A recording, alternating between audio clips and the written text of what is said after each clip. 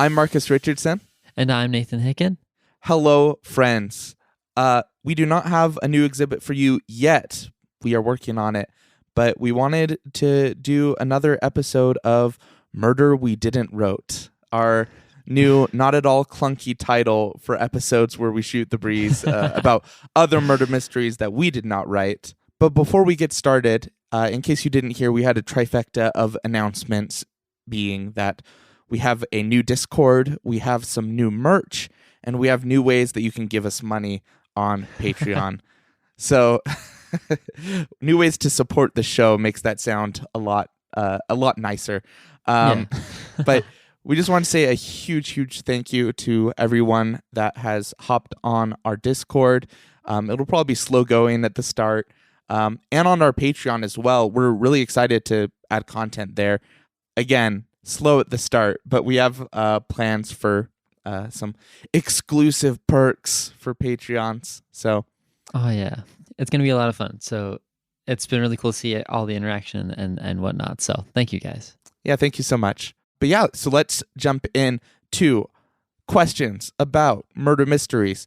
We actually already have some questions to answer from our listener, Sam Miller, who sent a surplus of questions for our Q&A episode, but they were all just so good that we held on to them. So he has a list of questions about our favorite murder mysteries. The first one being, what are your favorite murder mystery stories, including movies, books, TV, etc.? Man, Marcus, do you want to take a swing at this one first? No, because I feel like your opinions will be more refined. Because at the end of the day, you are better read than I am. You are more well read. Dang. Well, but that does mean that you need to think harder about it since you have a larger. Okay, no, I'll go first. So, I do feel a little bit like a fake fan when I say this, and I'll explain why. But recently, I think that Knives Out and Glass Onion are some of my favorite murder mystery films. The reason I feel like that makes me a fake fan is it feels a bit like telling a Star Wars fan that your favorite Star Wars film is like Force Awakening or Rise of Skywalker, and they're like, did you not see the originals? Like, what are you saying? Anyway, that's upsetting to some people. But in this case, I feel like my favorite kind of murder mysteries often are kind of a reimagining. Homage? Yeah, they're homages, and then they can be a little bit tongue-in-cheek, a little bit lampshaded. And I think that those two recent movies really did it well in terms of like having a unique enough spin on a classic format. So yeah, I would actually agree in terms of movies. I don't know. For me, with like talking about like TV or movie, I grew up a lot on like the classic Poirot with David Suchet from like the 90s. Love that sort of stuff. But also grew up on a lot of like Psych and whatnot. Obviously the BBC Sherlock. So I have a soft spot for those just because nostalgia lenses, and they are, I think, fantastic and rewatchable, but I don't know if I'd call them my favorite. In terms of like movies, I actually agree with you, like Glass Onion, Knives Out. I really think with murder mystery films, I really appreciate cleverness, and I think Glass Onion and Knives Out both do a really good job of kind of displaying their cleverness with their nods to the classic homages, the classic tropes, but also being clever in and of themselves. And I see that again with like also movies like See How They Run. When I go to a murder mystery movie, I'm not necessarily like looking to be shocked and twisted and whatnot. I'm looking more to have a good time because I've seen a lot of the twists before. So I'm not looking for my mind to be blown, but for the aesthetics to be there. And I appreciate more stylized films. Surprise. Wait, you're saying that you like genre fiction, strange settings? I I would have know. never expected that from the content you create. Fun mechanics, interesting takes on things. Yeah. Well, speaking to that, I didn't think about the books by Stuart Turton. Yeah. 7.5 Deaths of Evelyn Hardcastle, The Devil and the Deep Water, And he has an upcoming book this next year called The Last Murder at the End of the World, Yeah. which his are extremely mind-bending. They're pretty, I don't know, high concept. Is that the word? Because like Yes. 7.5 Deaths of Evelyn Hardcastle, that's what inspired the Gala exhibit for you, right? Yes. No spoilers, but yes.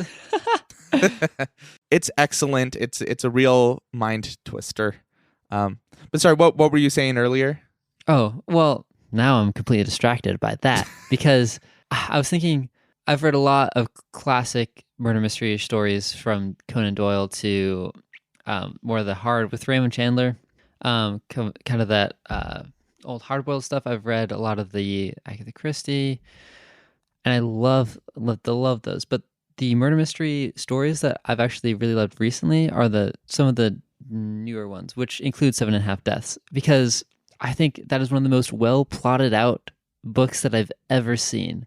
That had to be insanely hard to plan out. It's like a Christopher Nolan film, but in a book form. Yeah. Memento level complexity for sure, if not more. Yeah, and I really appreciate seeing something like that come together and everything tie up. That is so satisfying. Mm-hmm. Yeah, interesting fact about the way that I kind of consume murder mysteries. Maybe different than what people would expect. I don't actually really try to solve them as I go through them. Like, because one, I don't know, I like being able to trust that the author is taking me in a good direction, and just like when it's revealed, it'll be a good reveal. Yeah. I don't know. I'm kind of okay with just being along for the ride in a lot of these, and then I can feel clever watching through it a second time. But the first time, it's kind of just, I wait for the reveal. I think that's fun to see that the curtain's there, but like, I'm okay with not trying to peek behind the curtain until the end. Mm-hmm. Well, I'm looking at the other questions. It looks like we've touched into one of them here. Who are your favorite murder mystery authors? We've already mentioned a couple. Would you say that Agatha Christie is one of your favorites as well? Is she high in the ranking, or have you read a lot of hers? She is quite high in the ranking. Also, I read her growing up, and so there's always a nostalgia soft spot for her. But I also really enjoy the kinds of stories she writes. More, it kind of feels between cozy and hard-boiled. Like they're not the Hallmark murder mystery channel, but they're also not hard-boiled. But they are also serious, and I really enjoy the intrigue with it and the characters that she creates. But recently, I would say one of my favorite new authors is Richard Osman. I don't know if you've heard of this guy. No. He wrote The Thursday Murder Club. It is absolutely delightful as murder can be, in my opinion. That's a name that we could have done for this podcast. As delightful as murder can be. That's got a real... Dang it. Dang. Too late. Hate that. Hey, listener. Hey, you listening to this right now. Don't steal it. I know you're thinking of stealing it. Yeah. Don't do that. We can find a place for that, for sure. Oh, man. But it is so delightful. And it again, like, skirts the line between, like, cozy and hard-boiled, where it's not... I wouldn't say it's cozy, but it's not hard-boiled either. Kind of in between. But it's about... let me pitch it. It's about 4 British retirees in a small little retirement community, and they solve murders together because they're retired and got nothing else to do, and it's delightful. Yeah, I think that one of the primary tenets of like cozy murder mysteries or lighthearted murder mysteries is it's an amateur detective. It's like, oh, they're used to doing crochet, but now they're solving the murder of their crochet mate or whatever it is. But yeah, Yes. if you were to give one recommendation of a book to read, would it be the Tuesday Murder Club, or like what would be your top pick? My top pick at the moment would be The Thursday Murder Club. I really enjoyed it for a murder mystery that's written now. I'm really, really impressed with it. Mm-hmm. Awesome. And I would recommend, I mean, like, we've already talked about it, but 7.5 Deaths of Evelyn Hardcastle. If someone like enjoys our podcast and enjoys when it's a little bit more complex, then I think that they would really enjoy that book as well. It's not a cozy murder mystery, but it's also no, it is not. Yeah, but it's also fun. Like it's fun in terms of the puzzle boxiness of it all. Yeah. So here's the next question we have from Sam. Who are your favorite murder mystery detectives? What would you say? The first one that comes to mind for me is Benoit Blanc. Surprise, I may or may not have been him for Halloween this year. Who can say? Yeah. No pictures or anything. But I really like a detective who knows more than they seem.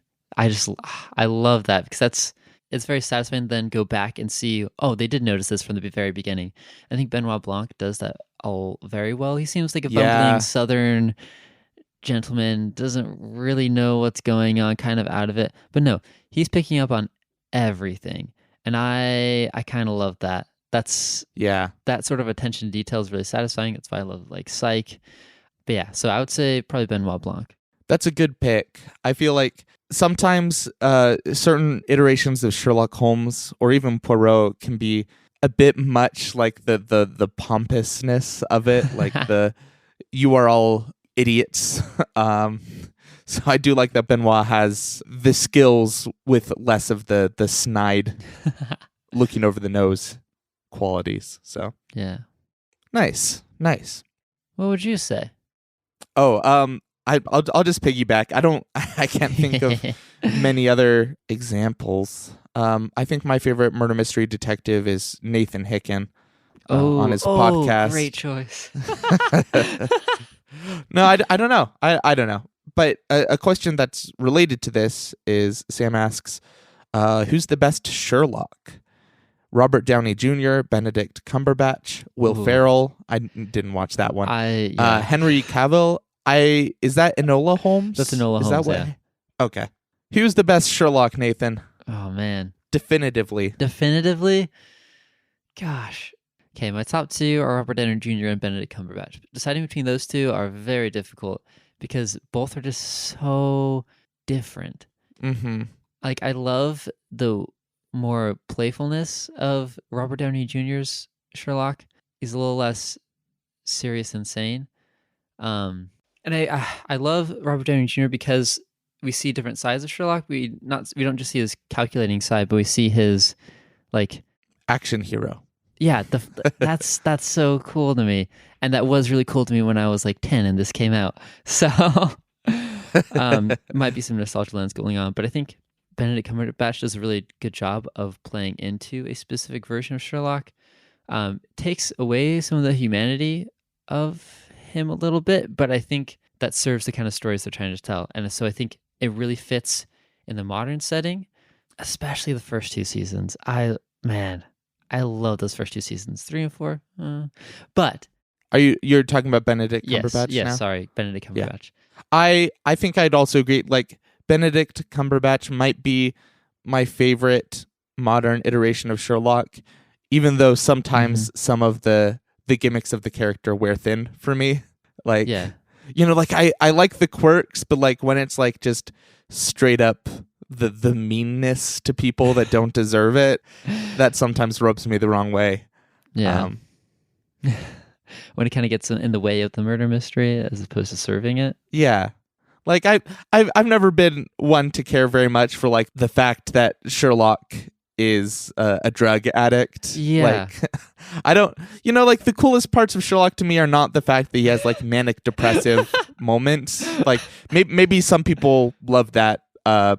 Maybe that humanizes him more, but I just like the tactics. Yes. The detectiveness. The cleverness is my favorite part. The cleverness, yes. And the dynamic between John and Sherlock. Yes. Yeah. Honestly, yeah, Sherlock Holmes in any iteration would be a lot less fun without Watson.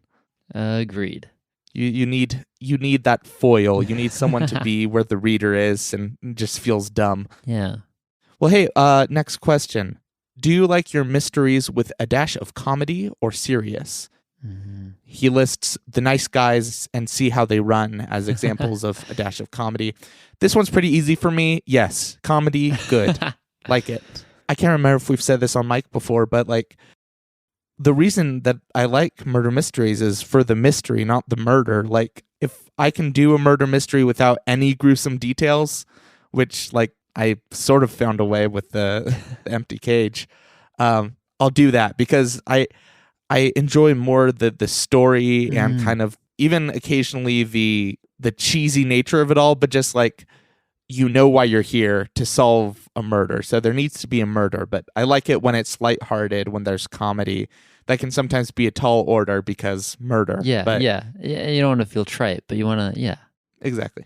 Well, I happen to agree with you. I also appreciate mysteries with a dash of comedy. I think I love cleverness, and comedy can be another form of cleverness, especially in a murder mystery when quips are going back and forth. I love having clever, slightly comedic characters, which are not, caveat, not to the Holmes and Watson level of the Will Ferrell thing. That's not my kind of comedy, but with a dash. Nice, healthy sprinkling. See how they run. Delightful.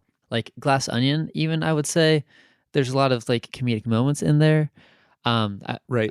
I would also say older murder mysteries like Charade, or like Psych or Sherlock. Comedy like balances the murder mystery out and makes you connected not just to like the story but the characters as well. I don't know. Yeah, I love that. Awesome. One final question. Favorite murder mystery video games? We haven't really touched on video games.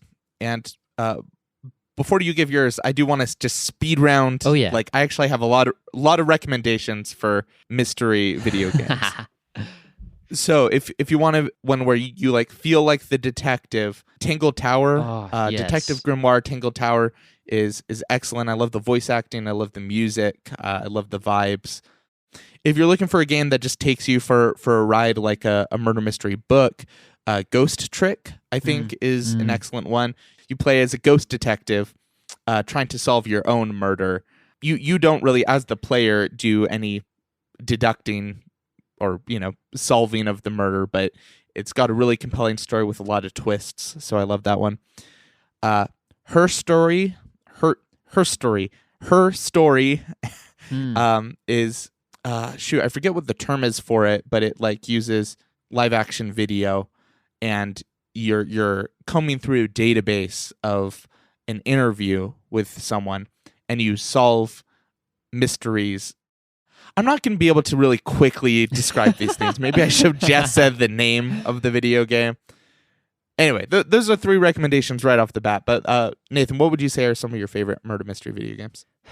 Murder mystery, I would say I'd agree with Tangle Tower. That's been one of the most delightful ones to play. Just a really clever mechanic as well.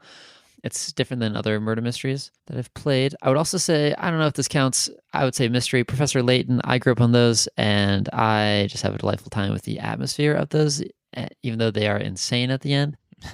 And then I also have a soft spot for Nancy Drew. If you haven't been able to tell, my murder mysteries tend to be more point and click-esque, and a lot of that inspiration comes from the Nancy Drew games where you're point and clicking, unlocking different dialogue, etc., that kind of thing. But a lot of them have really fun settings, fun murder mysteries, fun just mysteries in general. But yeah. Then a video game I think both of us would agree is one of the best murder mystery / detective video games of all time. Yes. Is The Case of the Golden Idol. Oh my goodness, yes. It is excellent. And an extra reason to recommend it is Nathan and I are working as writers on the sequel. Haha, surprise. Yeah, so Case of the Golden Idol is a game where you are collecting phrases and organizing them to spell out what happened in these stationary scenarios. And yeah, we are working on the sequel and could not be more excited about doing that. It's honestly been so much fun. And for real, we loved this game before we even got the opportunity to work on the sequel. It's just, you feel so clever putting together what's happening with the stationary scenario, because you're hopping in right when like the murder has just happened, or has happened, or is happening, trying to figure out what's going on. So it's been a lot of fun to now try to build those kind of scenarios, and build a murder in short form rather than we have, 4+ hours of content and to work with it. Now we have a couple of screens. For sure. And a fun fact, in case you didn't hear, I'm pretty sure they already announced this, but Bill and Danny over at Escape This Podcast and Solve This Murder are also working on the game. Yeah. So we just have an A-list, what do I call this? We have A-list team. an elite team of murder mystery podcasters that specifically do the kind where you solve a mystery as the detective. Man, we have the best there is to offer in that specific niche demographic right there. Honestly. So it's been awesome. It's been really great to work with the other people on the team. And definitely for all you people listening, try out the first game and we'll definitely, I'm sure we won't be able to shut up about it when the actual sequel comes out. So, which should be sometime 2024 is the plan. I think so. Well, awesome. That was a good discussion, Nathan. I really like hearing your recommendations because I just feel like you have a lot more mysteries under your belt than I do. So I'll definitely have to look up some of the things that you mentioned. And I always love talking murder mysteries, so this has been a blast. Awesome. Well, next time people hear from us, it'll probably be the start of our next exhibit. Yes. Well, thanks so much, Nathan. Thank you, Marcus, for talking with me. And thank you, listener. Always. All right. Bye. Adios.